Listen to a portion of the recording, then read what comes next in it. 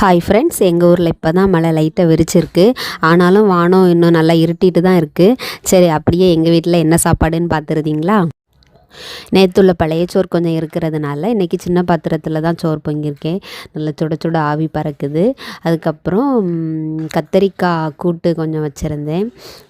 அதுக்கப்புறம் என்னென்னா வெறும் காய்கறி எதுவும் போடாமல் பருப்பு குழம்பு வச்சுருந்தேன். எப்போதும் தேங்காய் துருவல் போட்டு தான் பருப்பு குழம்பு வைப்பேன். இன்றைக்கி தம்பி வேறு தூங்கிட்டு இருக்கான். தேங்காய் உடைக்கிற சத்தம் கேட்டுன்னா முழிச்சிருவானா.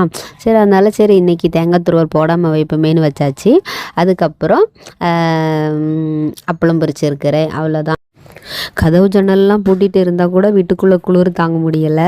சரி, இந்த கிளைமேட்டுக்கு சூடு ஆறதுக்குள்ளேயே சாப்பாடு கொடுத்துடலான்னு பிள்ளைங்களை சாப்பிட உட்கார சொல்லிட்டேன். தம்பி அப்பளம் பொரிக்கும் போதே எந்திரிச்சு வந்துட்டான். ஊர்லலாம் கிளைமேட் எப்படி இருக்குன்னு கமெண்டில் சொல்லுங்கள். எல்லோரும் நல்லா சாப்பிடுங்க. பாய்.